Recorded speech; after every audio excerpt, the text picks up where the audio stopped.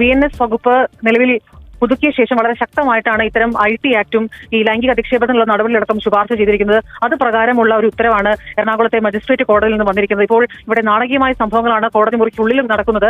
അവിടെ പ്രതിക്കൂട്ടിലായിരുന്ന ബോബി ചെമ്മണ്ണൂർ ഈ ഉത്തരവ് കേട്ട ഉടനെ തന്നെ ദേഹാസ്വസ്ഥമുണ്ടായി ആ ഒരു കസേരയിലേക്ക് ഇരിക്കുകയായിരുന്നു. പിന്നീട് തല കറങ്ങാൻ പോയപ്പോഴേക്കും അയാളുടെ അടുത്തുള്ള ബന്ധുക്കളെല്ലാവരും കൂടി താങ്ങി നിർത്തി അഭിഭാഷകരടക്കം മറ്റൊരു മുറിയിലേക്ക് മാറ്റിയിരിക്കുകയാണ്.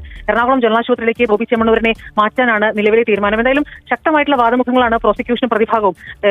സംസ്ഥാനത്തെ തന്നെ ഏറ്റവും പ്രമുഖരായിട്ടുള്ള 3 അഭിഭാഷകർ തന്നെയാണ് ബോബി ചെമ്മണ്ണൂരിന് വേണ്ടി ഹാജരായത്. അഡ്വക്കേറ്റ് ബി രാമൻപിള്ള, ജോ പോള്, ഒപ്പം തന്നെ ധനിൽ, 3 പേരാണ് ശക്തമായിട്ടുള്ള വാദമുഖങ്ങൾ അവതരിപ്പിച്ചത്. അവർ പറഞ്ഞത് നേരത്തെ തന്നെ ഹണി റോസിന് ഇക്കാര്യങ്ങൾ അറിയാമായിരുന്നു. ഈ പരിപാടിയിൽ പങ്കെടുത്തപ്പോൾ തന്നെ അവർ തൊട്ട് മാധ്യമങ്ങളെ കണ്ടതാണ്. പക്ഷേ ആ ഘട്ടത്തിൽ ഒന്നും പറയാത്തൊരു ആരോപണമാണ് 4 മാസങ്ങൾക്ക് ശേഷം പറയുന്നത്. അതിന്റെ അടിസ്ഥാനം എന്ത് എന്നായിരുന്നു ആദ്യ ചോദ്യം. പിന്നീട് ഈ നടി പല തവണകളിലായിട്ട് ഈ അഭിമുഖങ്ങളിൽ പ്രശ്നം പറയുന്നുണ്ടായിരുന്നു. പക്ഷേ അതിനുശേഷവും ഇത്തരം പോസ്റ്റുകൾ അവരിട്ടിട്ടുണ്ട്. ബോബി ചെമ്മണ്ണൂരുമായി ഉദ്ഘാടന ദിവസം വേദി പങ്കിട്ടതിന്റെ അടക്കം ഈ പോസ്റ്റുകൾ, വീഡിയോകൾ ഹണി റോസ് തന്നെ തന്റെ ഫേസ്ബുക്ക് ഹാൻഡിൽ വഴി ഷെയർ ചെയ്തിട്ടുണ്ട്. അങ്ങനെ അറിഞ്ഞുകൊണ്ട് തന്നെ ഇത്തരം ഒരു ലൈംഗിക അധിക്ഷേപം നടന്നു എന്നൊരു വീഡിയോ എങ്ങനെ നടിക്ക് ഷെയർ ചെയ്യാൻ കഴിയും എന്ന് ആവർത്തിച്ച് പ്രതിഭാഗം ചോദിക്കുന്നുണ്ടായിരുന്നു. പക്ഷെ അതിനെല്ലാം തന്നെ പ്രോസിക്യൂഷൻ മറുപടിയായി പറഞ്ഞത് അവരൊരു സെലിബ്രിറ്റിയാണ്, അവർ നടിയാണ്. ആ പരിപാടിയിൽ പങ്കെടുത്തപ്പോൾ ആ പരിപാടി അലങ്കോലപ്പെടുത്തരുത്, ആ ഒരു ഉദ്ദേശത്തിൽ തന്നെയാണ് അതിൽ ആ സമയത്ത് നിസ്സഹകരണം പ്രഖ്യാപിക്കാതെ മറ്റു പ്രശ്നങ്ങളില്ലാതെ പിന്നീടും അവർ മാധ്യമങ്ങളോടക്കം സംസാരിക്കുമ്പോൾ അവർ തുറന്നു പറയുന്നുണ്ട് തന്റെ ഒരു പ്രകൃതം എന്ന് പറയുന്നത് അധികം പ്രശ്നത്തിലേക്ക് പോകേണ്ട എന്ന് കരുതുന്ന ഒരു പ്രകൃതമാണ്. പക്ഷെ പിന്നീട് അത് ഇങ്ങനെയൊക്കെ വരുമെന്ന് തനിക്ക് അറിയില്ലായിരുന്നു. ആദ്യ ദിവസത്തെ സംഭവം താൻ അവഗണിച്ചു. പക്ഷെ പിന്നീടും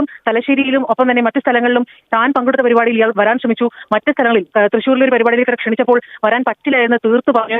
പിന്നീട് ഇങ്ങോട്ട് സമൂഹ മാധ്യമങ്ങൾ വഴി തന്നെ ആവർത്തിച്ച് ലൈംഗികമായി അധിക്ഷേപിക്കുകയാണ്. മാത്രമല്ല ഒരു ഓൺലൈൻ മീഡിയയ്ക്ക്, ജാങ്കോ മീഡിയയ്ക്ക് നൽകിയ അഭിമുഖത്തിലാണ് വളരെ മോശമായി തന്നെ പരാമർശങ്ങൾ ഉന്നയിച്ചിരിക്കുന്നത്. അതൊക്കെ തനിക്ക് താങ്ങാൻ കഴിയുന്നത് അപ്പുറമാണ്. അത് സഹിച്ചു നിൽക്കേണ്ട ആവശ്യമില്ല. ആ രീതിയിൽ തനിക്ക് വലിയ മാനഹാനിയും പ്രശ്നങ്ങളും ഉണ്ടായതിനെ തുടർന്നാണ് ഇപ്പോൾ നിയമ നടപടിക്ക് ഒരുങ്ങിയിരിക്കുന്നതാണ് ഹണി റോസ് ആവർത്തിച്ച് പറഞ്ഞു. പക്ഷേ പ്രതിഭാഗം അപ്പോഴും പറയുന്നത് നിരവധിയായിട്ടുള്ള സംഭവങ്ങൾ അതിനുശേഷം ഉണ്ടായിട്ടുണ്ട്. ഈ നടി പുതിയതായി സിനിമ റിലീസ് ചെയ്യാൻ പോകുന്നു. അതിൽ നായക നടിയാണ്, ഒരു പ്രതികാരദാഹിയായിട്ടുള്ള സ്ത്രീ.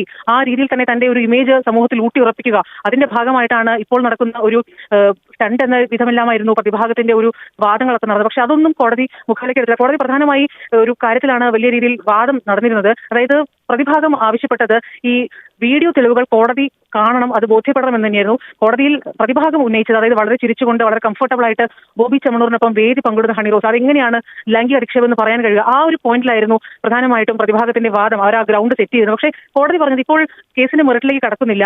പ്രധാനമായും മജിസ്ട്രേറ്റ് കോടതി ഇപ്പോൾ പരിശോധിക്കുന്നതും ഈ കേസിൽ നിലവിൽ പോലീസ് ചുമത്തിരിക്കുന്ന കേസിൽ റിമാൻഡിലേക്ക് അയക്കാനുള്ള സാധ്യതയുണ്ടോ അതോ ഇല്ലയോ, ജാമ്യം നൽകാനുള്ള സാധ്യതയുണ്ടെങ്കിൽ അങ്ങനെ അക്കാര്യങ്ങൾ മാത്രമാണ് ഇപ്പോൾ കോടതി പരിശോധിക്കുന്നത്. അതുകൊണ്ട് തന്നെ ഈ വീഡിയോ ഇപ്പോൾ കാണേണ്ട ആവശ്യമില്ല എന്ന് 2 തവണ മജിസ്ട്രേറ്റ് കോടതി പറഞ്ഞു. പക്ഷേ പ്രോസിക്യൂഷൻ പറഞ്ഞു ഈ ഘട്ടത്തിൽ ഒരിക്കലും ഈ റിമാൻഡിലേക്ക് അയക്കുന്ന ഒരു സമയത്ത് ഇത്തരം വാദങ്ങൾ നടക്കുമ്പോൾ ഈ കേസിന്റെ മെറിറ്റിലേക്ക് പോവുകയോ വീഡിയോ കാണുകയോ അതിൽ ഒരു പരാമർശം നടത്തിക്കൊണ്ടല്ല കോടതി തീരുമാനത്തിൽ എത്തേണ്ട ഒരു വാദമാണ് പ്രോസിക്യൂഷൻ ഉന്നയിച്ചത്. അതുകൊണ്ട് തന്നെ നിലവിലെ ഈ IT ആക്ടിലും VNS 75 CRPC ആയിരുന്നപ്പോൾ താരതമ്യേന വളരെ സാധ്യതകൾ ഉണ്ടായിരുന്നു പ്രതികൾക്ക് ഇതിൽ നിന്നും ജാമ്യം ലഭിച്ച് പുറത്തേക്ക് പോകാൻ. പക്ഷേ ഈ വകുപ്പുകൾ കൂടുതൽ ചുമത്തപ്പെട്ടപ്പോൾ കൂടുതൽ സങ്കീർണമായ ഒരു നിയമ നടപടിയിലേക്ക് പോയി. കൊച്ചി പോലീസും അത് തന്നെയാണ് ഉദ്ദേശിച്ചത്. സാധാരണ ഇത്തരം പരിപാടികൾ നടത്തി ലൈംഗികമായ സമൂഹത്തിൽ സ്ത്രീകൾ അധിക്ഷേപിച്ചു പോകുന്നവർക്ക് ഒരു ദിവസത്തെ കോടതി നടപടികളിൽ എല്ലാം അവർക്ക് ക്ലീൻ ചീട്ട് കിട്ടി അവർ പുറത്തിറങ്ങുന്ന ഒരു സ്ഥിതിവിശേഷമാണ് സംഭവിക്കാറ്. പക്ഷേ ഇങ്ങനെ പോയാൽ പറ്റില്ല. അതുകൊണ്ട് തന്നെയാണ്